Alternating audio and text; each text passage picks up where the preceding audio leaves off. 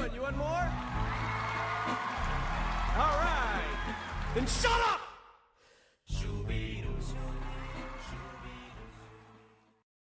Est-ce qu'un bon dragueur, c'est forcément un salaud? Oui. Et même si c'est pas un salaud, il faut qu'il se force. Parce que chaque fois qu'on baisse la garde et qu'on ouvre l'armure, c'est une perte d'efficacité. Oui. Et ça aussi, c'est terrible. C'est qu'est-ce que c'est qu'un dragueur? Au départ, c'est un type sensible qui a besoin des femmes, donc il s'y intéresse beaucoup. Il croit que les femmes sont comme sa mère, en gros, ou que les femmes sont comme on le dit dans les livres, c'est-à-dire elles aiment les garçons sensibles, un peu poètes, toujours les arnaques, genre la taille du sexe n'a pas d'importance, ce qu'il faut c'est que le mec soit gentil, etc. Et il découvre sur le terrain que c'est tout le contraire. Hein, que c'est toujours la prime au mec brutal, mal élevé, menteur, etc., que les femmes adorent se faire manipuler, etc. C'est la démonstration du livre. Hein. Voilà. Et là, c'est terrible parce que c'est d'une violence inouïe. Et en général, on est initié par hasard, par l'erreur.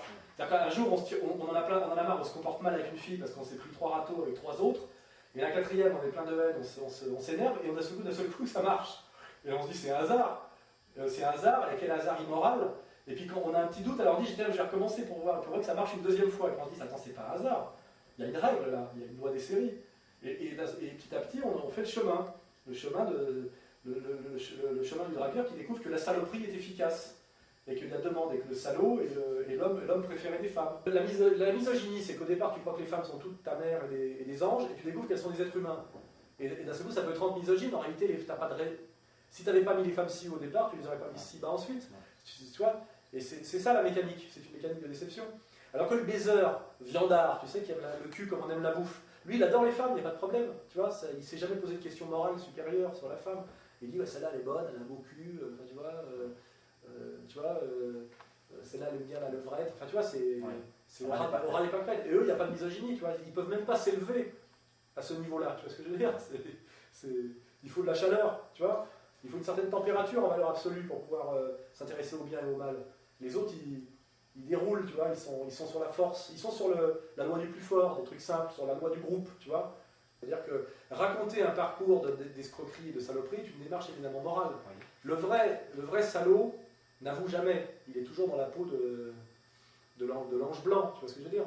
Celui qui dit à un moment donné, je suis un salaud, ou j'ai été un salaud, ou voilà comment font les salauds, se pose forcément la question de la morale. Et les vrais professionnels de la saloperie ont tout à fait conscience que le bien est plus dur à faire que le mal, c'est une évidence.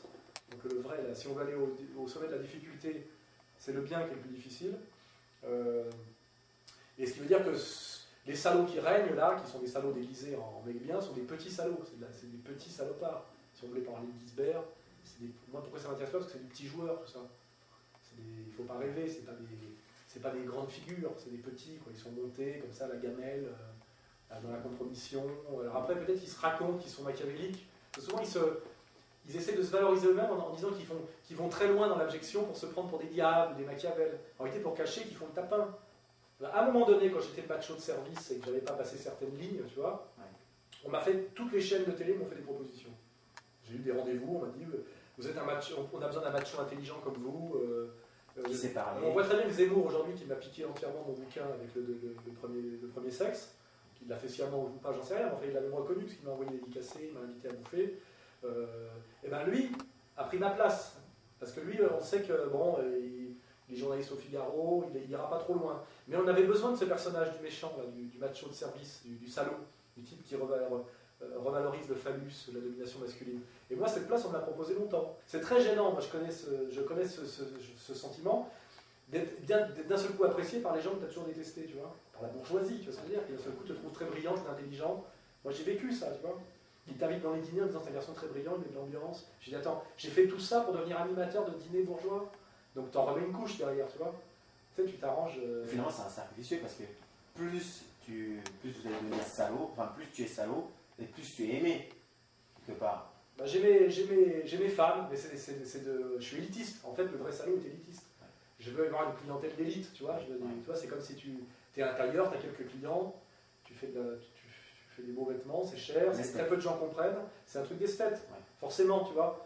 J'ai jamais cherché la célébrité de masse, tu vois ce que je veux dire. J'ai l'exemple de ma sœur, tu sais, ça m'a jamais fait bander d'être reconnu dans un restaurant, et moi, quand j'ai commencé à être un peu médiatisé, que je faisais les grandes gueules, RTL, tu vois, j'ai fait RMC, RTL, des émissions piquées polémiques.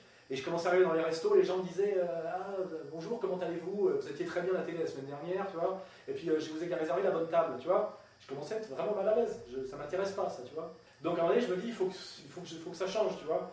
Donc tu fais ce qu'il faut, tu dérapes, tu vois, tu vas trop loin. C'est des gens qui disent ah non, là quand même c'est trop. Je dis bah si c'est trop, c'est bon, quoi. Donc Alain Soral est un salaud. Oui, oui, je le rends. Bah oui, oui, si les mecs bien sont les mecs bien, je suis un salaud, il y a pas de problème.